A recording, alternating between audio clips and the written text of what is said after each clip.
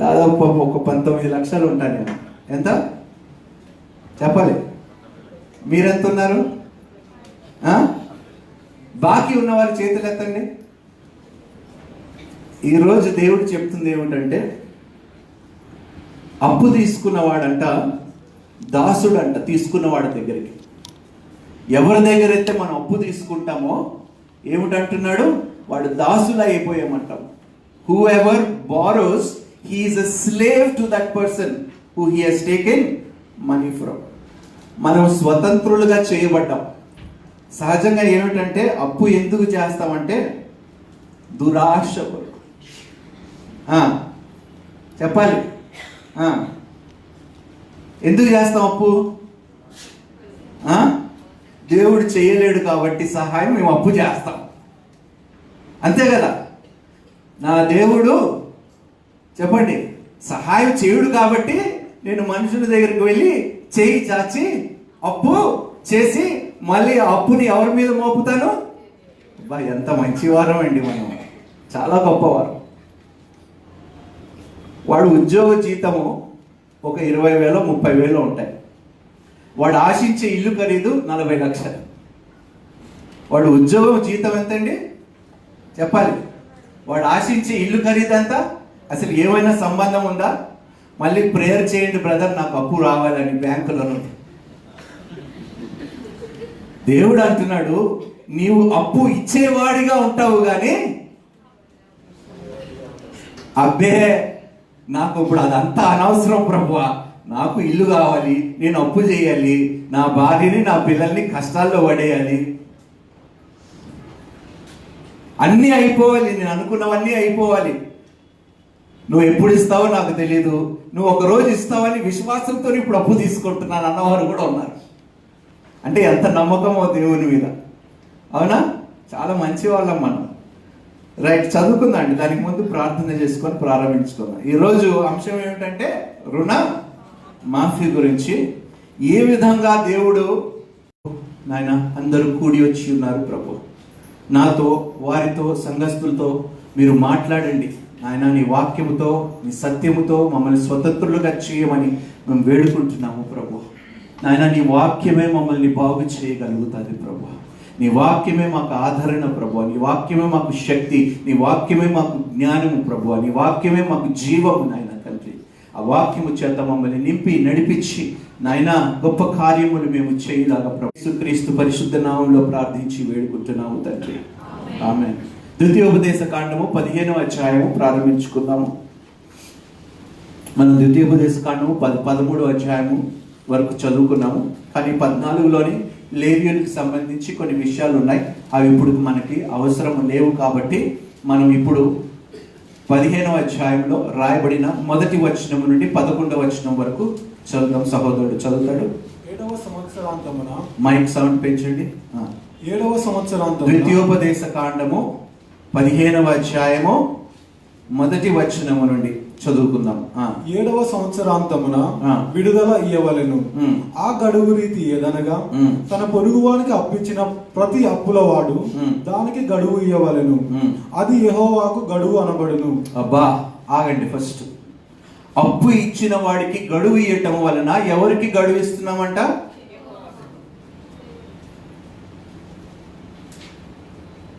ఎవరైనా ఇక్కడ అప్పు ఇచ్చారండి? ఎవరికైనా ఇచ్చిన వారు ఎవరున్నారండి? అప్పు ఇచ్చిన వారు మీకు తిరిగి ఇచ్చారా? ఇవ్వలేదు కదా. ప్రైజ్ ద లార్డ్ అనండి. అన్నారు, వెంటనే చేయి దిగిపోయింది చూడండి. ఇచ్చిన తర్వాత ఒకవేళ వాళ్ళు ఇవ్వగలిగితే ఇచ్చారు, ఇవ్వని ఎడల దేవుడు మిమ్మల్ని అప్పు ఇచ్చువాడుగా వాక్యము నెరవేర్చినందుకు దేవునికి మనం కృతజ్ఞతాస్తుతులు చెల్లించుకుందాం. మీరు అప్పు ఇచ్చువారుగా ఉంటారు కానీ అప్పు బ్రదర్, ఇది వినటానికి బాగునే ఉంది కానీ మా పరిస్థితుల్లో మీరుంటే మీకు అర్థమవుతుంది బ్రదర్. ఏ పరిస్థితుల్లో మేము అప్పు ఇచ్చామో, ఏ పరిస్థితిలో సహాయం చేసినా మీరు చేసిన సహాయం దేవుడు ఎన్నడూ మర్చిపోలేండి. మీరు చేసిన దానికి రెట్టింపుగానే దేవుడు మీకు తిరిగి అనుగ్రహిస్తాడు, కానీ మీరు ఇచ్చిన దానికి ఏమాత్రము తక్కువ చేయడు నా దేవుడు. దేవునికి స్తోత్రము. ఇచ్చే విషయంలో నన్ను శోధించు అంటున్నాడు దేవుడు. ఏ విషయంలో? ఇవ్వండి, అడిగిన ప్రతి వానికి ఇవ్వాలా ఇవ్వద్దా? అలా అని చెప్పి ఇక్కడ క్యూ కట్టేయకండి. రైట్, చదువుకుందాం. కనుక అప్పిచ్చిన వాడు తన పొరుగువాడినైనను తన సహోదరునైనను నిర్బంధింపకూడదు, అన్యుని నిర్బంధింపవచ్చును. చూడండి అక్కడ ఎందుకు ఈ మాట రాయబడ్డదో ఎవరైనా చెప్పగలుగుతారా? నీకు ఇస్తానని చెప్పిన మాట ఎందుకు నువ్వు నమ్మటం లేదు? ఎందుకు నిర్బంధిస్తున్నావు నీ సొంత సహోదరుని? అసలు ఒక్కసారి ఊహించుకోండి, సొంత కుటుంబీకులు, రక్త సంబంధుల మీదనే కోర్టుకు వెళ్తే ఇంకా పొరుగువాడిని మనం ప్రేమించగలుగుతామండి? పొరుగువాడికి రుణం మనం ఇవ్వగలుగుతామా? వాడి రుణాన్ని మనం చెల్లించగలుగుతామా? అందుకనే దేవుడు అంటున్నాడు, చారిటీ బిగిన్స్ అట్. ఎక్కడ ప్రారంభం అవుతుంది చారిటీ? దేవుడు చాలా స్పష్టంగా చెప్తాడు, నీ రక్త సంబంధులను ఏమాత్రము నిర్లక్ష్యము చేయవద్దు. వాళ్ళకి ముందు, ఇంటిలో వారికి ముందు సహాయము చేయని బైబిలే వాక్యము ద్వారా సెలవిస్తుంది. కానీ దౌర్భాగ్యం ఏమిటంటే, ఇచ్చిన దాన్ని అన్న ఇవ్వలేకపోయినా, తమ్ముడు ఇవ్వలేకపోయినా, తల్లిదండ్రులకి మీరు అప్పు ఇచ్చిన కోర్టుకి తీసుకెళ్లే వరకు మనకి సుఖం ఉండదు. రోడ్డు మీద ఈడ్చి వారి యొక్క ఏమంటారు పరువు ప్రతిష్టని రోడ్డు పాలు చేసే వరకు మనకి ఏమాత్రం చిచ్చి డబ్బు కోసమా? ఏమైపోతుంది సమాజము, ఎలా మారిపోతుందో మనుషులు. అందుకనే దేవుడు అంటాడు మత్తయి సువార్త 24వ అధ్యాయంలోని, ప్రేమ చల్లారిపోతుందంట అంచెదినములో, కొవ్వొత్తులాగా మారిపోతుందంట. The love for iniquity shall abound, the love of many shall wax cold. కొవ్వొత్తులాగా చల్లగా పడిపోతుందంట ప్రేమ. కనికరము, క్షమాపణ ఏది ఉండదంట అంచెదినములో. అలాంటి గుంపులో దయచేసి మనం ఉండకూడదని ఈ మాటలు మీతో చెప్తున్నాను. మీ సహోదరుడికి ఇచ్చేవా? అది ఎంత ఎక్కువైనా పర్వాలేదు. దేవుడు ఏమంటున్నాడంటే, దానిని విడిచిపెట్టు. విడిచిపెట్టి చూడు. ఫోన్ చేసి చెప్పు, అరే పోతే పోనీరా, ఇంతవరకు నేను ఈ పాపిష్టి డబ్బు కోసమే కదా నీతో గొడవ పెట్టుకున్నాను, ఈ రోజు చెప్తున్నాను నువ్వు నాకు ఏమీ ఇవ్వని అవసరం లేదు అని ఎవడైతే ఈ రోజు వాడి సహోదరుడితోని, సహోదరితోని, తల్లిదండ్రులతో చెప్తారో, నూరంతల ఆశీర్వాదం ఈ రోజే వారు పొందుకుంటారు. దేవునికి ఇందులో ఏ సందేహమో లేనే లేదు. అప్పు ఇచ్చిన వాడికి, నీ సొంత కుటుంబీకులకి, సహోదరులకి నువ్వు ఇచ్చి నీ రుణాన్ని నేను మాఫీ చేస్తున్నానని. ఏమంటే ప్రభుత్వం రుణమాఫీ చేసిందండి. రైతులు రుణమాఫీ చేసిందా లేదా? ఆ ప్రభుత్వముని దేవుడు దీవించును గాక. నిజంగా ఒక వ్యక్తి అప్పులు భారములో ఉంటే ఎంత బాధాకరమో ఆ దేవుడికి తెలుసండి. దాని నుండి బయటికి రావాలంటే చాలా కష్టము.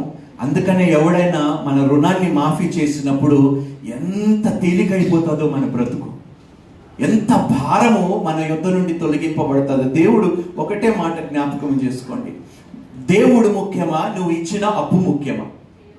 ఈ రెండిట్లో మీరే ఇచ్చుకోండి. ఈరోజు మీరు చేసిన సహాయము సరే అప్పు రూపంలోనే. కొంతమంది ఏమిటంటే ఇంటిలో ఉన్న వారికి వడ్డీతో సహాయం మళ్ళీ తిరిగి కట్టమంటున్నారు. వాస్తవం అండి ఇది. కుటుంబాల్లో నేను చూశాను కాబట్టి నేను చెప్తున్నాను. నేను ఇంత అప్పు ఇచ్చాను, తిరిగి ఇంత వడ్డీతో సహా నాకు తిరిగి నువ్వు డబ్బులు ఇవ్వాలి. ఏం మనసు అండి ఇది, ఏం మనుషులండి వీళ్ళు. సొంత ఇంటి వారి దగ్గర నుండి వడ్డీలు తీసుకుంటారు ఎవరైనా. దేవుడు నీ పాపము క్షమించినప్పుడు నీ దగ్గర వడ్డీ ఏమని అడిగాడా? చెప్పండి, ఒక మాట అడుగుతున్నాను. నిత్య జీవితముని నీకు ఇస్తున్నాను, నువ్వు వడ్డీ ఏమిస్తావు నాకు అన్నాడు. పెళ్లి చేసుకోవటానికి పోతున్నారు, ఏం తీసుకుంటున్నారు? మీరే స్త్రీలు చెప్పండి.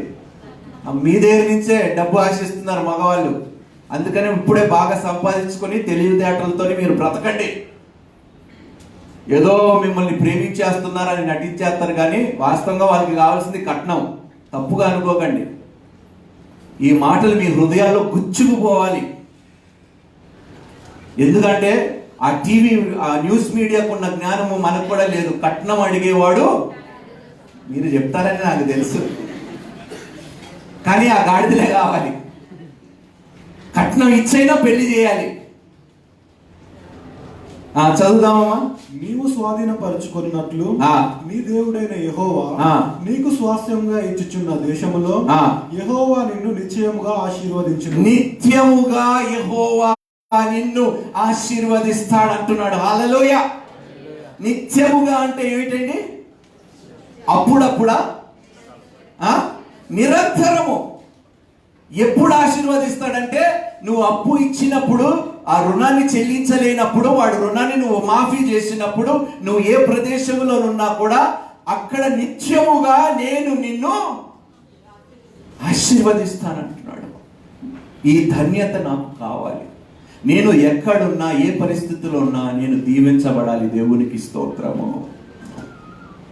అమ్మ, మర్చిపోండి అమ్మ గతం గురించి దయచేసి. డబ్బులు ఇస్తే ఇచ్చారు.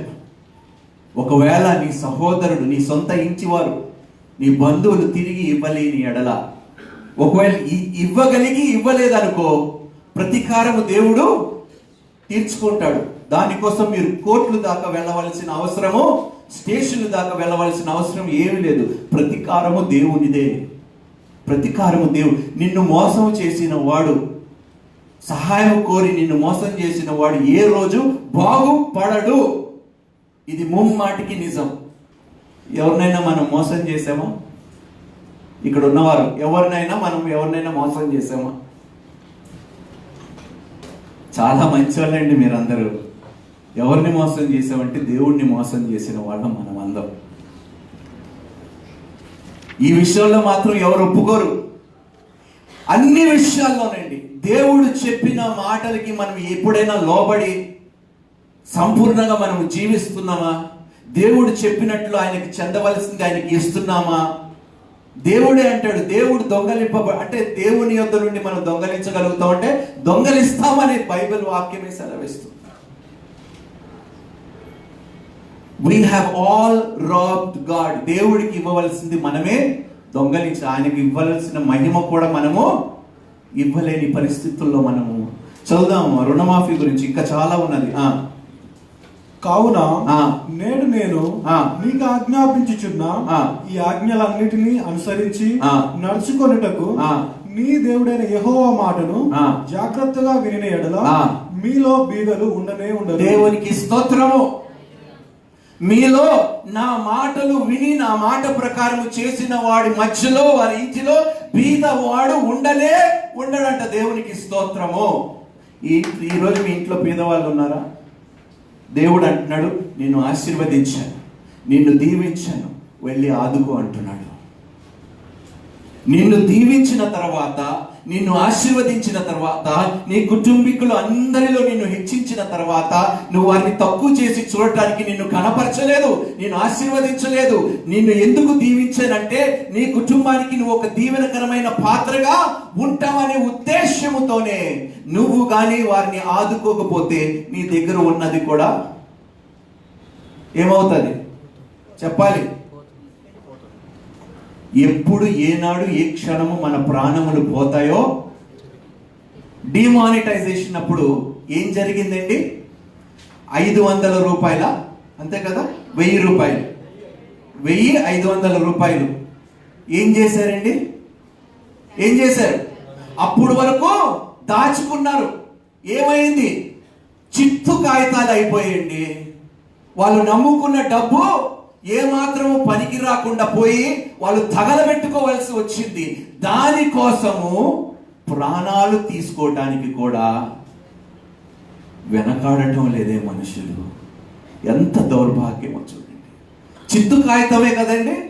ఆ 500 విలువ పోయిన తర్వాత 500 రూపాయలు చెల్లుతుందా? ఏదో ఒక రోజు మీ దగ్గర ఉన్న ధనము విలువ లేకుండా పోతుంది. దేవుడు ఉన్న వారి దగ్గర వారి విలువ ఏనాడు తగ్గిపోదు. దేవునికి స్తోత్రం. నీ దగ్గర ఏదైనా ధనం ఉన్నదంటే అది క్రీస్తు మాత్రమే అయి ఉండాలి. దేవునికి స్తోత్రం. క్రీస్తు కన్నా గొప్ప ధనము ఏ మానవుడు పొందుకోలేడండి ఈ లోకంలో. ఆ ధనము నీలో ఉన్నంత వరకు నువ్వు అప్పు ఇచ్చువాడుగానే తలగానే ఉంటావు, కానీ తోకగా ఎన్నడూ నువ్వు బ్రతకవు. దేవునికి స్తోత్రం. ఏ ధనము కావాలో మీరే నిర్ణయించుకోండి. నువ్వు దేవుణ్ణైనా సేవించు, ధనమునైనా సేవించు. ఈ రెండిట్లో ఏదో ఒకటి నువ్వు ఎంచుకోండి. దేవుణ్ణి సేవిస్తే, దేవుని నీతిని అనుసరించి దేవుని రాజ్యము నువ్వు వెతికితే సమస్తము నీకు అనుగ్రహింపబడతాయి అని బైబిల్లో చాలా స్పష్టంగా వాక్యాలు సెలవిస్తున్నాయి. చదువుదామండి మిగతా విషయాలు కూడా. ఏలయనగా నీ దేవుడైన యెహోవా నీతో చెప్పియున్నట్లు నిన్ను ఆశీర్వదించును గనుక నీవు అనేక జనములకు అప్పిచ్చేదవు గాని అప్పు చేయవు. దేవునికి స్తోత్రము. నీవు అనేకులకి, ఎంత బాగుంది కదండి ఈ మాట వినటానికి. అప్పు ఎప్పుడు ఇస్తావంట చెప్పండి? అప్పు ఎప్పుడు ఇస్తావంట నువ్వు? కాదండి, రుణమాఫీ చేసే మనసు కలిగి ఉంటే, రుణస్థులని క్షమించే మనసు గాని నీలో ఉంటే, తీసుకున్నవాడు ఇవ్వలేనప్పుడు వాడిని ఇబ్బంది పెట్టకుండా, నరకము చూపించకుండా వాడిని క్షమించి పర్వాలేదురా నీకు ఇవ్వగలిగినప్పుడు నువ్వు ఇవ్వు అని చెప్పగలిగితే నువ్వు ఎల్లప్పుడూ అప్పు ఇచ్చేవాడిగానే ఉంటావు. దేవునికి స్తోత్రం. దేవుడు ఏమంటున్నాడు? ఇవ్వటము మేలా పుచ్చుకోవటము మేలా?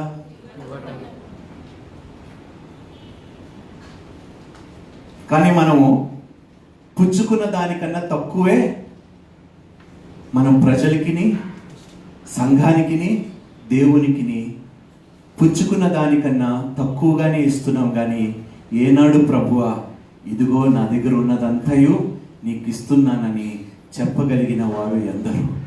ఆ ధనవంతుడు యేసుక్రీస్తు ప్రభు దగ్గరకు వచ్చి పరలోక రాజ్యములో ప్రవేశించాలంటే ఏమి చేయాలంటే ఆజ్ఞలన్నిటినీ పాటించాను అన్నాడు. అయితే నీ దగ్గర ఉన్నదంతా అమ్మేసి పేదవాళ్ళకి ఇవ్వమన్నప్పుడు అది మాత్రము నేను ఇచ్చి చూడండి. దేవుడు ఇవ్వకపోతే ఆ దేవుణ్ణి విడిచిపెట్టండి.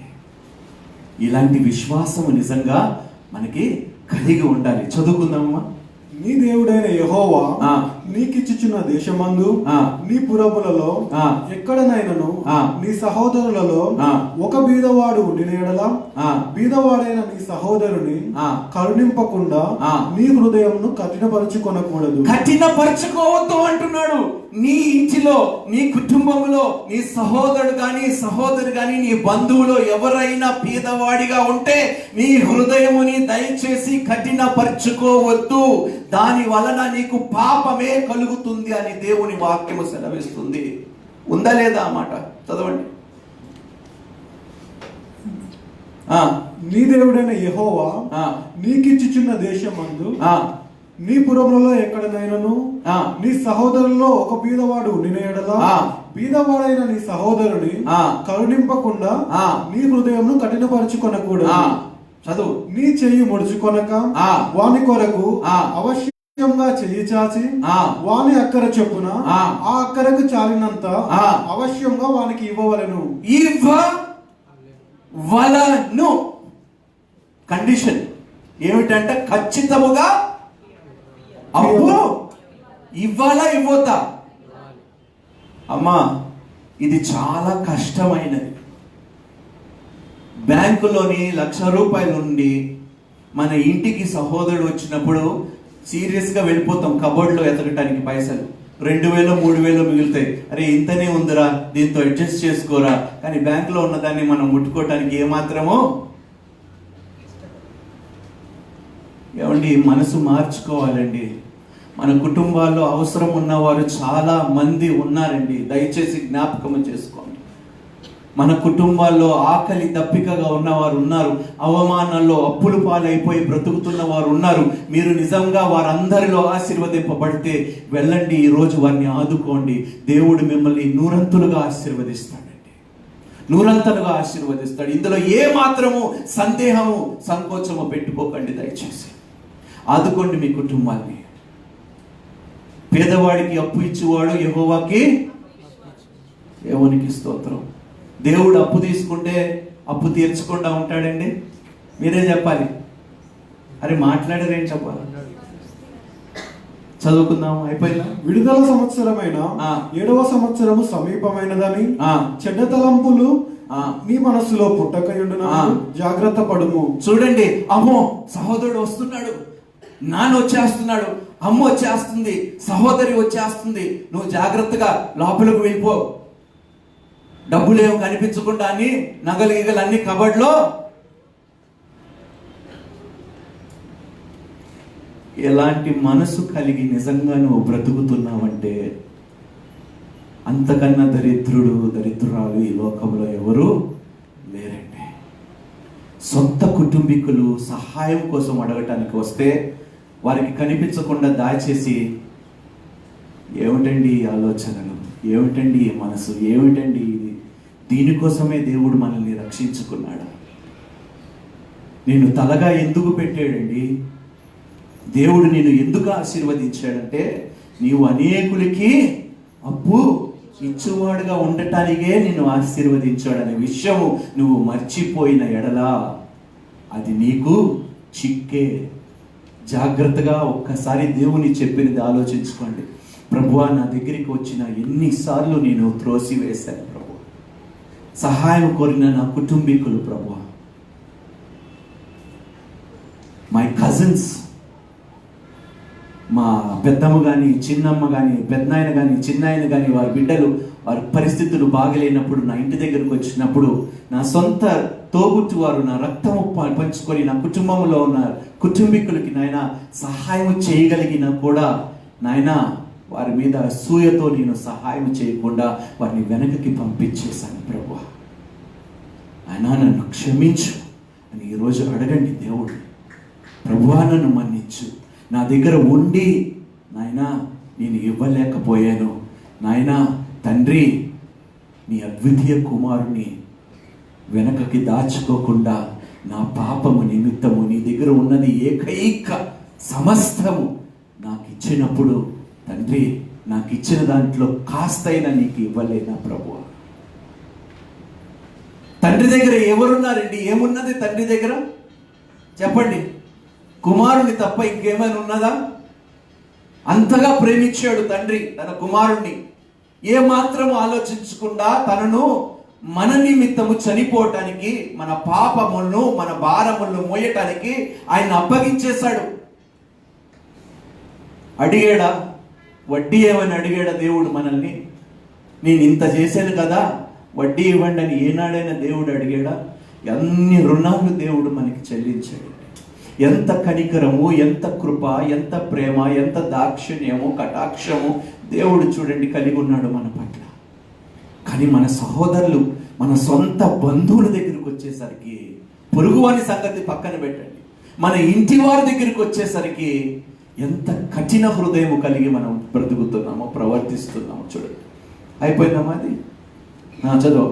బీదవాడైన నీ సహోదరుని ఎడల కటాక్షము చూపక నీవు వానికి ఏమీ ఇయ్యకపోయిన ఎడల వాడొకవేళ నిన్ను గూర్చి యెహోవాకు మొరపెట్టును, అది నీకు పాపమగును. అంతే. వాడు నిజముగా ఏడ్చాడు అనుకోండి, ఆ ఏడుపు ఎవరికి తగులుతుంది? అప్పుడప్పుడు మనకు అనుకుంటాము, ప్రభువా ఏంటి ఈ శోధనలు, ఏమిటి శ్రమలు అంటే, మీరు జ్ఞాపకము చేసుకోండి అంటున్నాడు దేవుడు. నీ దగ్గరికి సహాయం కోరిన వాడు ఏడుపుయే ఇది. నీవు సహాయం చేయగలిగి పొజిషన్లో నుండి సహాయం చేయలేకుండా వాడిని పంపించేసినప్పుడు వాడు నా దగ్గరకు వచ్చి మొరపెట్టాడు, ప్రభువా నువ్వు వెళ్ళమన్నావు, సహాయం కోరమన్నావు, నా బంధువు దగ్గరికి వెళ్ళాను ప్రభువా, నన్ను అవమానించి హేళన చేసి పంపించాడు ప్రభువా. వాడు అలా ఏడ్చినప్పుడు ఎవరికి పాపం అంట అది? చెప్పండి. బైబిల్ చాలా స్పష్టంగా చెప్తుందమ్మా. నీ సొంత ఇంటి వారిని నువ్వు కనికరించలేకపోతే ఇంకా పొరుగు వాడిని ఏం కనికరిస్తావు, ఏమి ప్రేమిస్తావు? నిన్ను వలే అప్పో తెలుసా, చాలా మంచి క్రైస్తవులే, వచనాలు మాత్రం చాలా గొప్పగా చెప్తాం మనం. అనుసరించడానికి వచ్చే సమయంలోని ఆ వచనాలు ఏమాత్రం మన జీవితంలో వర్తించవు. చదువుదాం, అయిపోయిందా? నీవు నిశ్చయంగా వానికి ఇవ్వలేను, వానికి ఇచ్చినందుకు మనసులో విచారపడకూడదు. మనసులో ఏ మాత్రము వీడికి ఇస్తున్నాను కానీ చెప్పండి, వీడి ఇచ్చే మొహంలాగా అనిపించటం లేదే, ఎగ్గొట్టే బ్యాచే అని మీ హృదయంలోని పిచ్చి పిచ్చి ఆలోచనలు, తలంపులు పెట్టుకోకుండా సంతోషముగా ఇవ్వండి. ప్రభువా, నేను ఇచ్చే విధంగా నన్ను ఆశీర్వదించినందుకు, నాయన డబ్బులు వస్తే వచ్చేయో లేదో నాకు అనవసరం, కానీ ఇచ్చే స్థాయిలో నన్ను పెట్టినందుకు నీకు కృతజ్ఞతాస్తుతులు నేను చెల్లిస్తున్నాను. హల్లెలూయా. ఏది బెటర్ అండి చెప్పండి? మీరు వాడి పరిస్థితుల్లో ఉండటమా, లేకపోతే మీరు ఉన్న పొజిషన్లో ఉండటం బెటరా చెప్పండి? ఇచ్చే పొజిషన్లో ఉండటం బెటరా, పుచ్చుకునే పొజిషన్లో? ఏమండి, ఒక మనిషి దగ్గర వెళ్ళి సహాయం కోరుకోవాలంటే తన అహంకారముని చంపుకోవాలండి, తన పరువుని తాకట్టు పెట్టుకోవాలండి. ఒక వ్యక్తి ఎంత ఇబ్బంది తెలుసండి, ఒక వ్యక్తి దగ్గరికి వెళ్ళి చేయి చాచడం ఎంత అవమానం. ఐ నో అండి, because I have been through that. 100 రూపాయల కోసం, 100 రూపాయల కోసము ఎన్ని గంటలు నేను బయట నిలబడ్డానో నాకు తెలుసు. ఎన్ని అవమానాలు. కాస్త సహాయం పొందుకోవటానికి, మేము మా అక్కవాళ్ళం కాస్త సహాయం పొందుకోవటానికి ఎన్ని అవమానాలు. I know the pain. అందుకనే అప్పు ఇచ్చేవాడు, అప్పు కోసం ఎవడైనా సహాయం కోసం వచ్చినప్పుడు, ప్రభువా నేను ఎప్పుడూ ఒకటే మాట అంటాను, అడిగిన వానికి ప్రతి ఒక్కరికి ఇచ్చే విధంగా నన్ను ఆశీర్వదించు ప్రభువా. ఇదే నా ప్రార్థన, ఇదే నేను కోరుకుంటున్నాను. బ్రతికినంత దినములు తండ్రి ఇలాగనే ఉండని ప్రభువా నన్ను. అంతకన్నా గొప్ప ఆధిక్యత, అంతకన్నా గొప్ప ఆశీర్వాదం ఇంకా ఈ లోకంలో ఏదైనా ఉంటుందా? ఆ 2 కాసులు ఇచ్చిన ఆమె గురించి ఎందుకు రాయబడ్డదండి లేఖనాల్లోని? ఉండి ఇవ్వటం గొప్ప విషయం కాదండి, ఏమీ లేకుండా ఉన్నదంతా ఇచ్చేయటమే గొప్ప విషయము. అందుకనే ఆమె పేరు బైబిల్ గ్రంథంలో కూడా, ఆమె గురించి బైబిల్ గ్రంథంలో కూడా వ్రాయబడి ఉన్నది. దేవునికి స్తోత్రము. మత్తయి సువార్త 18వ అధ్యాయం 21వ వచనము నుండి చదువుకుందాం. ఆ సమయమున పేతురు ఆయన యొద్దకు వచ్చి, ప్రభువా, నా సహోదరుడు నా ఎడల తప్పిదము చేసిన ఎడల, నా సహోదరుడు నా ఎడల తప్పిదము చేసిన ఎడల నేను ఎన్ని మార్లు అతనికి, నేను ఎన్ని మార్లు ప్రభువా ఈ పాపిష్టి వాడిని ఎన్ని మార్లు నేను క్షమించాలి ప్రభువా అని అడిగితే యేసుక్రీస్తు చెప్పిన జవాబు ఏమిటో ఒకసారి విందాం. అందుకు యేసు అతనితో ఇట్లా, 7 మార్ల మట్టుకే కాదు, 7 మార్లు మట్టుకే కాదు, 70 ఏళ్ల మార్ల మట్టు, 70 ఏళ్ల మార్లు మట్టుగా క్షమించు. దేవునికి స్తోత్రము. ఒకసారి తప్పు చేస్తాడు, ఒకసారి నిన్ను గాయపరిచాడు, రెండోసారి సహాయం కోరినప్పుడు నీ హృదయము మళ్ళీ చెప్పండి అమ్మా, ఏం చేస్తారు? సహాయం చేస్తారా చేయరా? నాకు వినిపించలే. మీరు ఎంతమంది రక్షణ పొందుకున్నారో చేతులు ఎత్తండి. మీ రుణాలన్నిటినీ అప్పుడు వరకు మాఫీ అయిపోయాయి లేదా? మీ పాపములు ఎప్పుడైతే యేసుక్రీస్తు ప్రభుని మీరు అంగీకరించారో మీ పాపములన్నిటినీ క్షమించాడు, రుణమాఫీ చేసేసాడు. చేసేసిన తర్వాత మనం తప్పు చేసినప్పుడు మనల్ని విడిచిపెట్టాడా? కనికరించాడా? ఆయన యుద్ధకి వెళ్ళి తిరిగి పాప క్షమాపణ కోరినప్పుడు, చిప్పో పాపిష్టి వాడా, ఇన్ని రుణమాఫీ చేసిన తర్వాత మళ్ళీ తప్పు చేసి నా దగ్గర ఏ మొహం పెట్టుకొని వస్తున్నావని యేసుక్రీస్తు ప్రభు అన్నాడా? మరి నీ సహోదరుడు గురించి నువ్వు ఎందుకు అంటున్నావు? నన్ను పోలి? అమ్మా, చాలా పెద్ద మాట అమ్మా అది. క్రీస్తుని పోలి నిజంగా నడుచుకోవాలంటే చాలా పెద్ద హృదయము కలిగి ఉండాలి. నీ సహోదరుడు నీ దగ్గరకు వచ్చి క్షమాపణ కోరినప్పుడు 7 మార్లు కాదంట, 77 మార్లు నువ్వు క్షమించు అని దేవుడు సెలవిస్తున్నాడు. అవును, నిన్ను మోసం చేశాడు, నిన్ను గాయపరిచాడు. క్షమాపణ కోరి మళ్ళీ సహాయం కోసం వచ్చినప్పుడు నువ్వు క్షమించి సహాయం చేస్తావా, చీపో అని వెలివేస్తావా, అది నీ మీదే ఆధారపడి ఉన్నది. ఎన్నిసార్లు దేవుణ్ణి నేను మోసం చేయలేదు, రక్షణ పొందుకున్న తర్వాత ఎన్ని మార్లు నేను తప్పు చేయలేదు, ఎన్ని మార్లు తప్పు చేసినా సిగ్గు లేకుండా దేవుని సన్నిధిలో నిలబడి క్షమాపణ కోరుకున్నప్పుడు నా పాపములు క్షమించాడే కానీ ఆయన యొద్దకి వచ్చిన వారిని ఏమాత్రం ఆ దేవుడు త్రోసివేయలేదండి. కుటుంబీకులని ఇదే విధంగా దేవుడు క్షమించమంటున్నాడు. ఈ రోజు నిజంగా చెప్పండి, పాపము రక్షణ పొందుకున్న తర్వాత నేను ఏ పాపము చేయలేదు అని ఒక్కసారి మీలో ఎవరైనా ఉంటే చేయవద్దండి, చేయొద్దండి దయచేసి. మరే ఇన్నిసార్లు మనము దేవుని దగ్గరికి వెళ్ళి క్షమాపణ కోరుకుంటున్నామే, మన రుణాన్ని ఆయన క్షమిస్తున్నాడే. నీ సహోదరుడు సహాయం కోసం వచ్చినప్పుడు ఎందుకు నీ హృదయాన్ని నువ్వు కఠినపరుచుకుంటున్నావు?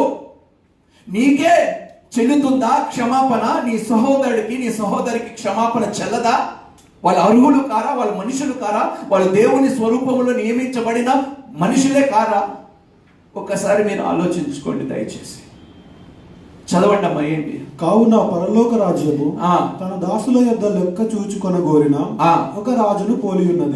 ఒక రాజు నాకు ఎవడైతే అప్పు ఉన్నాడో ఒకసారి లిస్ట్ తీయరా అని చెప్పిండు. ఆ లిస్ట్ తీయమని చెప్పినప్పుడు 10,000 తలాంతులు అప్పు ఉన్నవాడు ఒకడు ఉన్నాడంట. చదవండి. కాబట్టి అతడు లెక్క చూచుకొని మొదలు పెట్టినప్పుడు అతనికి 10,000 తలాంతులు అచ్చి ఉన్న ఒకడు అతని యొద్దకు తేబడెను. అప్పు తీర్చుటకు వాని యొద్ద ఏమీ లేనందున వాని యజమానుడు వానిని, వాని భార్యను, పిల్లలను, వానికి కలిగినది యావత్తును అమ్మి అప్పు తీర్చేవాళ్ళని ఆజ్ఞాపించాడు. కాబట్టి ఆ దాసుడు, అమ్మా మనం ప్రాణం ఇచ్చినా కూడా దేవునికి తక్కువే. మనం మన ప్రాణము పణముగా పెట్టిన బ్రతుకుటైతే క్రీస్తు కొరకు చావైన మేలు. ఎన్ని మార్లు ఆయన కోసం చనిపోవటానికి సిద్ధముగా ఉన్నా కూడా అది తక్కువే ఆయన చేసిన కార్యమును బట్టి. 10,000 ఒకడు అప్పు ఉన్నవాడు ఉన్నప్పుడు వాడితో పాటు వాడి భార్యని పిల్లల్ని తీసుకొని రండి, ఒకవేళ వాడు కట్టలేకపోతే అమ్మి అయినా రుణము నేను తీసుకుంటాను. అప్పుడు ఈ మాట వాడు విన్నప్పుడు వాడు ఏం చేశాడు తెలుసండి? ప్రాధేయపడ్డాడంట, కాళ్ళు పట్టుకున్నాడా. ఇంత పని చేయకండి యజమాని, మా రాజా, ఇంత పని చేయకు. నా భార్య నా పిల్లలు లేకుండా నేను బ్రతకలేను, దాసులుగా మేము జీవించలేము. ప్రభువా, ఈ బంధకములోని ఈ సంఖ్యల నుండి బానిసత్వము నుండి మమ్మల్ని విడిపించు, మమ్మల్ని క్షమించు అన్నప్పుడు ఏమంటున్నాడు చూడండి. కాబట్టి ఆ దాసుడు అతని ఎదుట సాగిలపడి మ్రొక్కి, నా ఎడల ఓర్చుకొనుము, నీకు అంతయు చెల్లించునని చెప్పగా ఆ దాసుని యజమానుడు కనికరపడి, అంతయు చెల్లించును అన్న దాంట్లో ఏ మాత్రము వాస్తవము లేదు. నిజంగా ఎందుకు ఈ మాట చెప్తున్నానంటే, ఇలాంటి వట్టి మాటలు చెప్పి ఎన్నిసార్లు దేవుని దగ్గరికి వెళ్ళి క్షమాపణ పొందుకున్న వారముగా మనం ఉన్నామో ఒకసారి ఆలోచించు. ఎన్ని మార్లు ప్రభువా అన్నిటినీ నేను విడిచిపెట్టేస్తాను, నా వ్యసనాన్ని నేను విడిచిపెట్టేస్తాను, ఆ సెల్ ఫోన్ అడిక్షన్ నేను విడిచిపెట్టేస్తాను, ఆ పోర్నోగ్రఫీని విడిచిపెట్టేస్తాను, పరాయి స్త్రీ దగ్గరికి వ్యభిచారం చేయటం నేను విడిచిపెట్టేస్తాను అని ఎన్ని మార్లు దేవుని దగ్గరికి వెళ్ళి ఎన్నిసార్లు అబద్ధాలు చెప్పారండి. ఆయనను దేవుడు ఓర్పు సహనము కలిగి నిన్ను భరిస్తూనే వస్తున్నాడు, క్షమిస్తూనే వస్తున్నాడు, కృప చూపుతూనే వస్తున్నాడు, కనికరిస్తూనే వస్తున్నాడు. ఎందుకంటే ఏదో ఒక రోజు వీడు మారడా, ఏదో ఒక రోజు నా ప్రేమని వీడు అర్థం చేసుకోడా. నిజంగా ఎంత గొప్ప దేవుడండి నిజంగా. అందుకనే క్రొత్త నిబంధనలు అంటాడు, నేను ఒక నూతన ఆజ్ఞను నీకు ఇస్తున్నాను, నేను నిన్ను ఏ విధంగా ప్రేమించానో ఇతరుల్ని కూడా నువ్వు అటు విధముగానే. పాత నిబంధనలు ఏమంటాడు? నిన్ను వల్లే నీ పొరుగు వాడిని ప్రేమించు, కానీ దేవుడు ఎందుకు ఈ మాట మార్చవలసి వచ్చిందంటే తనను తాను ప్రేమించుకోలేకుండా దూషించుకుంటున్నాడు కాబట్టి ఎవరిని కూడా వాడు ప్రేమించలేడు. కాబట్టి యేసయ్య కొత్త నిబంధనలు ఏమంటున్నాడంటే, నేను ఏ విధంగా మిమ్మల్ని ప్రేమించానో అటు విధంగా మీరు ఇతరుల్ని కూడా ప్రేమించు అని దానిని మార్చాడు. ఆ ఆజ్ఞలను మనం ఎవరినైనా ప్రేమిస్తే మన ప్రేమతో ప్రేమిస్తే అందులో స్వార్థం ఉంటుంది. దేవుని ప్రేమ కలిగి ఎవరినైనా ప్రేమిస్తే అది నిస్వార్థమైన ప్రేమ కలిగి ఉంటుంది. అందుకని యేసయ్య అంటున్నాడు, నేను నిన్ను ఏ విధంగా ప్రేమించానో మీరు కూడా ఇతరులను అటు విధంగా ప్రేమించండి. There was a change, alteration in the commandment of love your neighbour. Love one another as I have loved you అంటాడు కృత నిబంధన. చదువుకుందామా. ఆ దాసుని యజమానుడు కనికరపడి వానిని విడిచిపెట్టి వాని అప్పు క్షమించాను. అయితే ఆ దాసుడు చూడండి, ఇప్పుడు ఈ మూర్ఖుడు ఏం చేశాడు? బయటకు వెళ్లి తనకు 100 దేనారములు అచ్చి ఉన్న 10,000 దినారులు, ఎంతండి? 10,000 దినారులు క్షమించబడితే 100 దినారులు ఇచ్చేవాడి దగ్గరికి వీడు ఏం చేస్తాడో చూడండి. ఇదే పరిస్థితిలో మనం బ్రతుకుతున్నాం. ఎన్ని అపరాధములు, ఎన్ని పాపములు దేవుడు క్షమిస్తే నీ పొరుగువాడు, నీ అన్న గాని, తమ్ముడు గాని, అక్క గాని, చెల్లె గాని నీ మీద ఒక తప్పు చేస్తే జీవిత కాలము ముఖము చూడరా, జీవిత కాలం అసలు మాట్లాడుకోరా, చచ్చిపోయేదాకా అది హృదయంలో పెట్టుకొని పోతారా? ఏం మనుషులమండి మనము?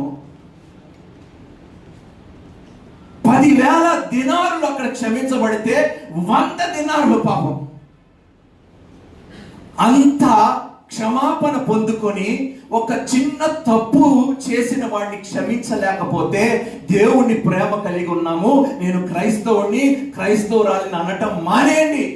అది వట్టి మాటలే, అబద్ధపు మాటలే, మోసకరమైన మాటలే. మిమ్మల్ని మీరు మోసపుచ్చుకుంటున్నారు. దయచేసి జ్ఞాపకం చేసుకోండి. చదవండి. తన తోడి దాసులలో ఒకరిని చూసి వాని గొంతు పట్టుకొని నీవు అచ్చిన్నది చెల్లింపుమనెను. జరుగుతున్నాయండి. చొక్కాలు పట్టుకొని గుద్దుకుంటున్నారండి. పక్కనేమో తప్పుగా అనుకోకండి అమ్మా, భార్య రెచ్చగొడుతూ ఉంటది. రెచ్చగొడదు.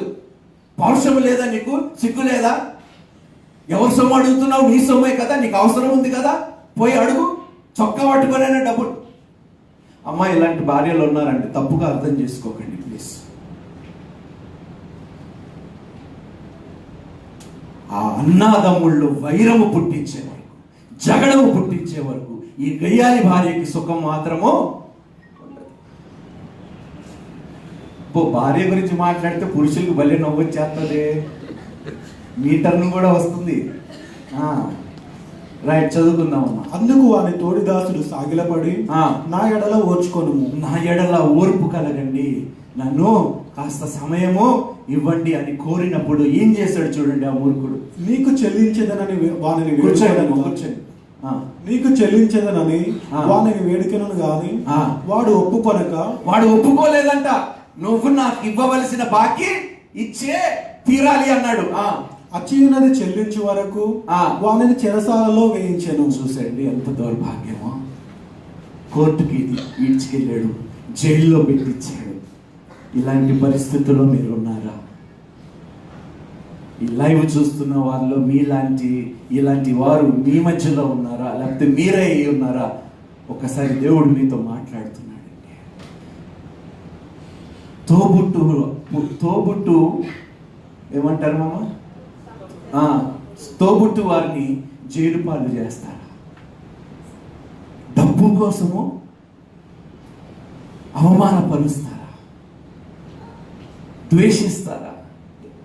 ఏమండి, ఈ లోకములోని తన చనిపోయి తన దగ్గర ఉన్న ధనం పరలోకంలోకి తీసుకెళ్ళిన వాడిని ఒక్కడు నాకు చూపించండి.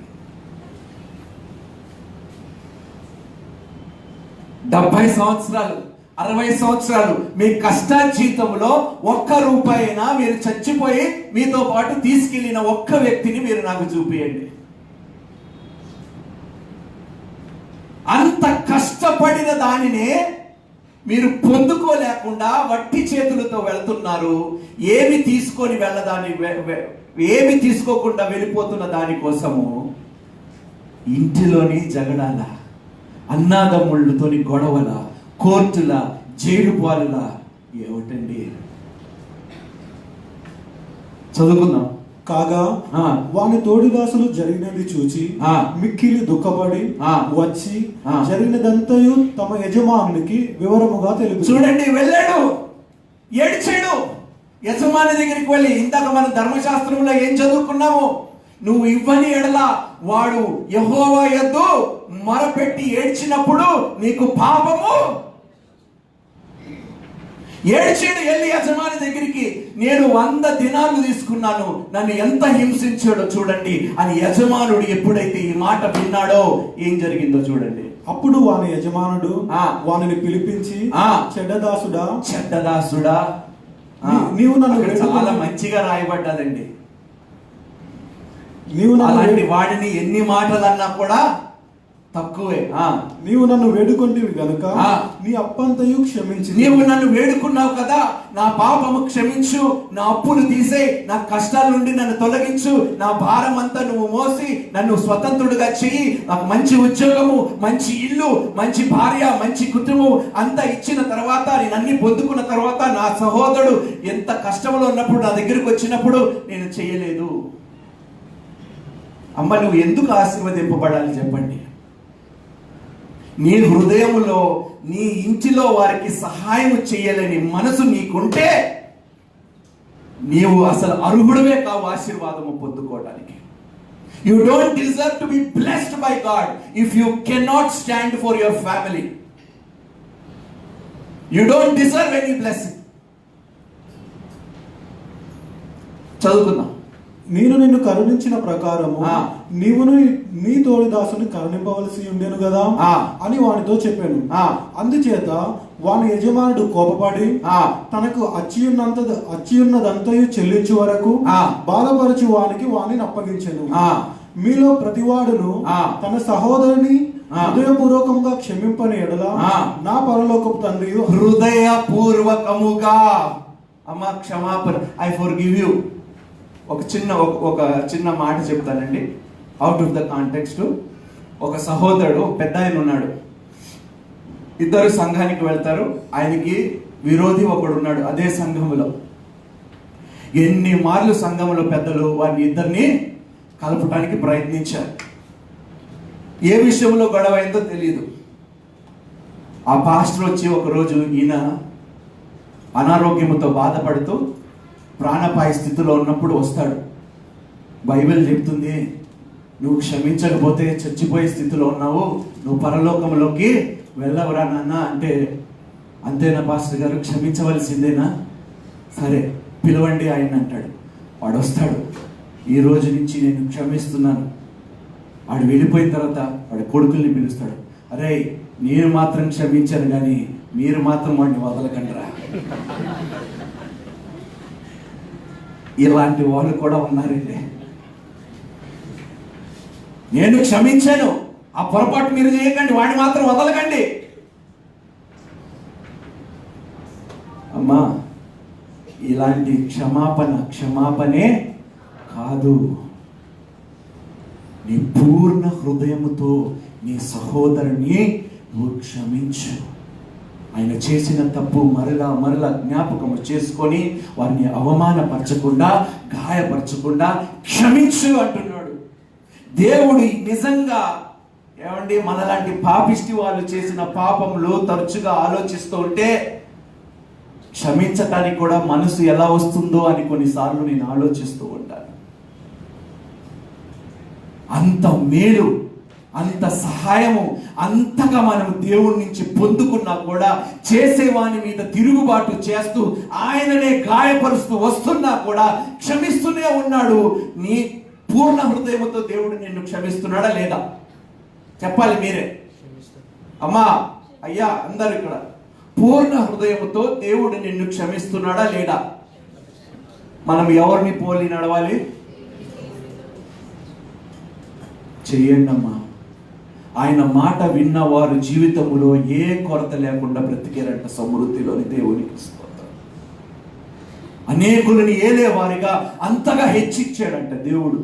ఎవడైతే తన మాటకి లోబడి తనలాగా బ్రతకటానికి ఎవరైతే ప్రయాసపడ్డారో వారు ఏనాడు సిగ్గునొందలేదంట. దేవునికి స్తోత్రం. చదువుదామమ్మా. హృదయపూర్వకంగా క్షమింపని ఎడల నా పరలోకపు తండ్రియు ఆ ప్రకారమే మీ ఎడల చేయునను. పూర్ణ హృదయముతో మీరు క్షమించని ఎడల మీరు పరలోకములోకి వెళ్ళలేరు. నేను రక్షణ పొందుకున్నాను, నేను పరలోకానికి ఆషామాషి కాదమ్మా. అందుకనే అపోస్తులైన పౌలు అంటూ ఉంటాడు, నీ రక్షణను నీవు భయముతో వణుకుతో కాపాడుకో. ఏ విషయంలో కూడా త్రుటి లేకుండా కాపాడుకో నీవు నీ రక్షణను. అన్ని మేలులు పొందుకున్న తర్వాత, అంతగా క్షమించబడిన తర్వాత నీవు ఏ విధంగా నీ సహోదరుని క్షమించకుండా, పూర్ణ హృదయంతో క్షమించకుండా ఎలా బ్రతుకుతావు అని దేవుడు సెలవిస్తున్నాడు, మాటిస్తున్నాడు. చదవండి అమ్మా. అయిపోయిందా? రైట్. రోమీయులకు రాసిన పత్రిక 13వ అధ్యాయము 7-8 వచనాలు. త్వరగా టైం. ఎందుకే కదా మీరు పన్ను కూడా చెల్లించుచున్నారు.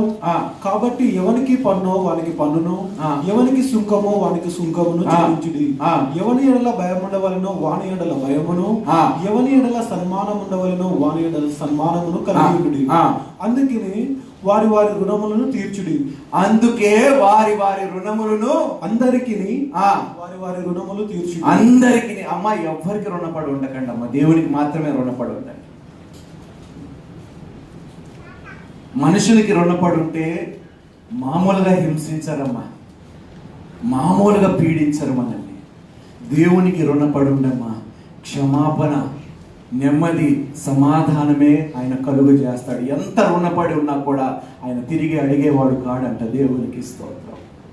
దేవునికి మాత్రమే రుణపడి ఉండండి మీ జీవితాల్లో.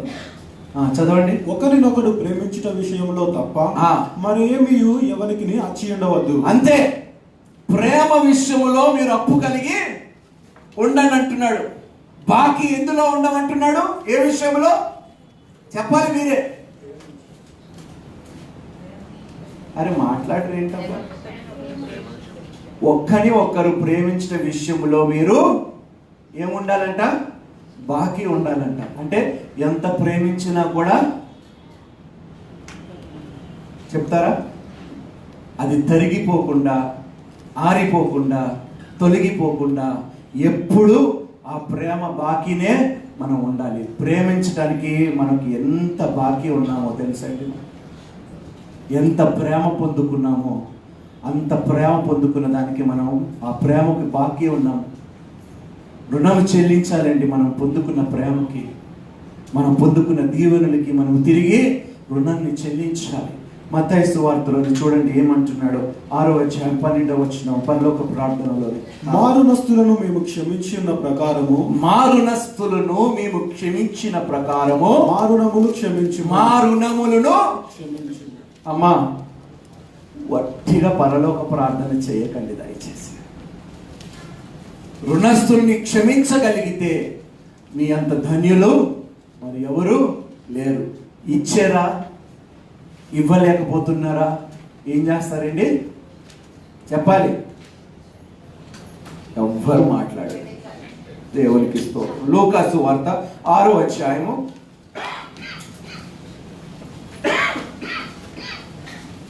30వ వచనం. నిన్ను అడుగు ప్రతివానికి ఇమ్ము. అబ్బో, నేను ఇంకా బైబిల్ చదవటం ఆపేస్తా. పాస్టర్ గారు ఈ మాటలు వింటుంటే నా వల్ల అయితే కాదు బ్రదర్, నా వల్ల అయితే కాదు బ్రదర్.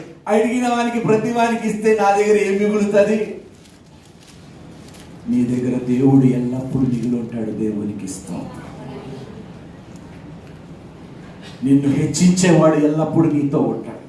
నిన్ను ఘనపరిచేవాడు నీకు ఎల్లప్పుడూ తోడుగా ఉంటాడు. నిన్ను కాపాడువాడు నీకు ఎల్లప్పుడూ తోడుగా ఉంటాడు. నీ పాదము రాళ్ళకి తొట్టినివ్వకుండా ఎల్లప్పుడూ, నిన్ను విడవకుండా ఎడబాయకుండా ఎల్లప్పుడూ నీకు తోడుగా ఉంటాడు. ఎంత ఇచ్చినా కూడా, ఏమండి, సర్వలోక సృష్టికర్త నీలో ఉన్నంత వరకు నువ్వు ఎంత ఇచ్చినా కూడా, చెప్పండి, నువ్వు పేదదానిగా పేదవాడిగా మారి పోవు అనే విషయం మీరు జ్ఞాపకం చేసుకోండి. మా మమ్మీ కూడా ఎప్పుడు అదే అంటది నా గురించి కంప్లైంట్. అందరికి ఇచ్చేస్తే ఎలాగా అంటది. ఏమమ్మా, నేను అప్పుడు ఏమంటానో తెలుసా? దేవుడు చూసుకుంటాడు అమ్మా. ఇది నా నమ్మకం అమ్మా. నేను సినిమా రంగము విడిచిపెట్టిన తర్వాత ఎన్ని ఇబ్బందులు, ఎన్ని ఆర్థికమైన శోధనలు ఎదుర్కొన్నానో ఎవ్వడికి తెలియదు, నా ఒక్కనికి తప్ప. ఎన్ని అవమానాలు, ఎన్ని కష్టాలు, తినటానికి తిండి లేని పరిస్థితుల్లో కూడా నేను బ్రతికాను. కానీ ఎవరి దగ్గర చేయి చాచలేదు. ఉపవాసం ఉండండి ప్రభువా, తిండి లేదా ప్రభువా స్తోత్రం నాయన తండ్రి, ఉపవాసం ఉండటానికి ఒక అవకాశం ఇచ్చేవాడిని కృతజ్ఞతాస్తుతులు చెల్లించాను నా దేవునికి. ఈరోజు అప్పు ఇచ్చేవాడిగా తిరిగి దేవుడు నన్ను ఆశీర్వదించాడు. దేవునికి స్తోత్రము. ఎంత నిజంగా చెప్తున్నానండి, ఎంత నిస్సాయ స్థితిలో ఉన్నా కూడా దేవుడు నన్ను ఏమాత్రం విడిచిపెట్టలేదండి. 84,40,000 అప్పు 2010లో. ఈరోజు ఒక్క అప్పు ఉంటే ఒట్టు సమస్తము దేవుడు తీర్చేశాడు. ఉన్న దాంట్లో, వచ్చిన దాంట్లో కుటుంబీకులకు ఇచ్చాడు. దేవుడు చూచాడు, కనికరించాడు, ఆశీర్వదించాడు. ఏనాడు కూడా అండి చెప్తున్నాను, ఇది నా సాక్ష్యం అండి. నేను దేవుని యందు అతిశయిస్తూ చెప్తున్నాను, నా దేవుడు నాకు ఎంత గొప్పగా ఆశీర్వదించాడు. ఇచ్చిన కొలది దేవుడు తిరిగి రెట్టింపుగానే నాకు ఇచ్చాడు. కానీ వాళ్ళు ఇవ్వలేదని చెప్పి నాకు తక్కువ కాలేదండి నా జీవితంలో.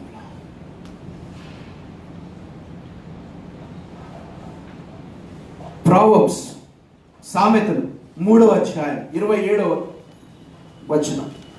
మేలు చేయుట నీ చేతనైనప్పుడు దాన్ని పొందదగిన వారికి చేయకుండా వెనుక తీయకుము. ఆమేన్. మీరు మేలు చేయగలిగినప్పుడు దయచేసి మేలు చేయకుండా వెనకకి వెళ్ళిపోకండి. కీడు చేసే వానికి ప్రతిఫలముగా చెప్పాలి మీరే. మీరు మేలు చేయగలిగినప్పుడు వాళ్ళు ఏ పార్టీ వారైనా ఒకవేళ మీరు మేలు చేయగలిగితే దయచేసి చెయ్యండి. ఎందుకంటే మీకు తెలియని ఆశీర్వాదం మీరు పొందుకోబోచున్నారు. శ్రేష్టమైనవి మీరు పొందుకోబోచున్నారు. అమ్మా, దేవుడు ఏ విషయంలో మనల్ని మోసం చేయడమ్మా, ఏ విషయంలో దేవుడు మనకి తక్కువ చేయడమ్మా, ఆయనకి ధారాళముగా ఇవ్వటమే తెలుసు మన దేవునికి. సామెతలు 22వ అధ్యాయం 7వ వచనం. ఐశ్వర్యవంతుడు బీదల మీద ప్రభుత్వము చేయును, అప్పు చేయువాడు అప్పిచ్చిన వానికి దాసుడు. ఏమిటంట? అమ్మా, మీరు ఏదైనా తీసుకోవాలనుకుంటే ఎవరి దగ్గరికి వెళ్ళి తీసుకోవాలి? వెంటనే మీకు సహాయం కావలసినప్పుడు మనుషుల దగ్గరికి వెళ్ళిపోకండి. దేవుని దగ్గరకు వెళ్ళి మొరపెట్టండి, ప్రార్థించండి. నీ పరిస్థితిని దేవుని సన్నిధిలో ఎత్తి పెట్టండి. దేవుడు నీ ప్రార్థనకు నిశ్చయముగా జవాబు త్వరలోనే కలుగజేస్తాడమ్మా. ఆలస్యము చేసేవాడు కాదు మన దేవుడు. మొరపెట్టండి, నేను నీకు ఉత్తరము జవాబు ఇస్తానన్నాడు. There is no time frame. They call and I will answer. ఎంత సింపుల్. ఇర్మియా 33:3. That is God's telephone hotline. నేను ఎప్పుడు ఇదే నంబర్ డైల్ చేస్తాను దేవునికి. మొరపెట్టుము, నీకు ఉత్తరం ఇచ్చేదను. నీవు గ్రహింపలేని గొప్ప సంగతులను గూఢమైన సంగతులను నీకు తెలియజేతును. అవి తెలుసుకున్న తర్వాత దాన్ని నువ్వు అమల్లో పెట్టు, వ్యాపారము స్టార్ట్ చేయి, దీవించబడు, అప్పులు ఇవ్వు, దేవునికి ఇస్తుంది. తక్కువ చేయడం మా దేవుడు ఏమాత్రం. కీర్తనలు 37వ కీర్తన 21వ వచనం. I'll close with this. భక్తిహీనులు అప్పు చేసి తీర్చకయుందురు, నీతిమంతులు దాక్షిణ్యం కలిగి ధర్మమిట్టురు. దేవునికి స్తోత్రం. భక్తిహీనులంట అప్పు చేసి తీర్చరంట. అందుకని దేవుడు ఏమంటున్నాడు? అన్యులని మీరు నిర్బంధించవచ్చు. భక్తిహీనులు ఏం చేస్తారంటే, వాడు ఎందుకు తీసుకుంటారంటే నీకు తిరిగి ఇవ్వటానికి కాదు, నేను మోసం చేయటానికే.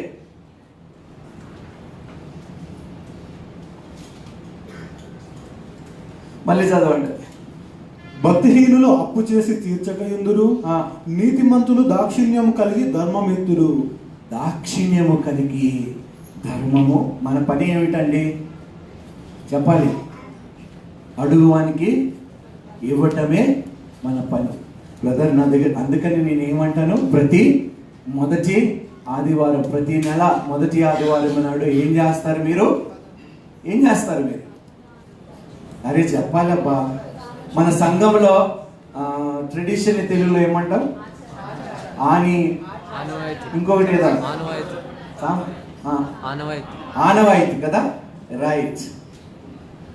ఆనవాయితీ ఏమిటంటే ప్రతి నెల మొదటి ఆదివారం నాడు బియ్యము, పప్పు, నూనె, బట్టలు, బిస్కెట్లు, బ్రెడ్, ఫ్రూట్స్ ఏదైతే మీరు చేయగలుగుతారో మీరు సంఘానికి తీసుకురండి.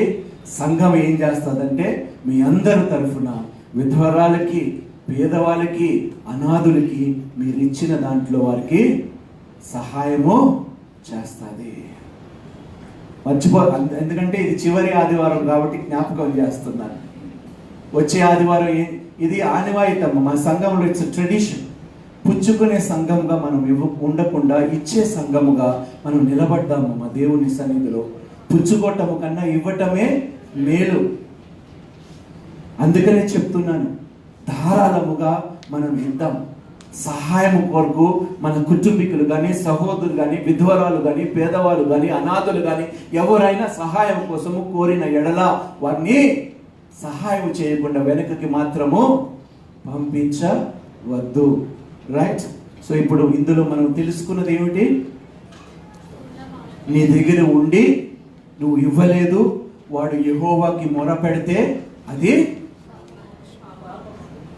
ఒకవేళ ఈ విధంగా మీరు ప్రవర్తిస్తే మీ పొరుగు వారి పట్ల కానీ, మీ కుటుంబం పట్ల కానీ మోకరించండి, ప్రార్థన చేయండి.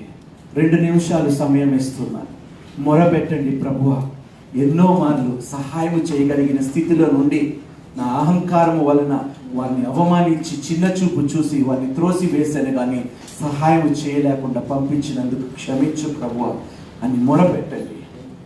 నాయన నా జేబులో నాయన ప్రభువా 100 రూపాయలు ఉన్నాయి, ఎవరో 10 రూపాయల సహాయం కోరుకినప్పుడు ఆ మాత్రము కూడా చేయలేని పరిస్థితులు నేను బ్రతికినందుకు నన్ను క్షమించు ప్రభువా. ఉన్న దాంట్లో ఎంతో కొంత పెట్టే మనసుని ప్రభువా నాకు దయచేయ ప్రభువా.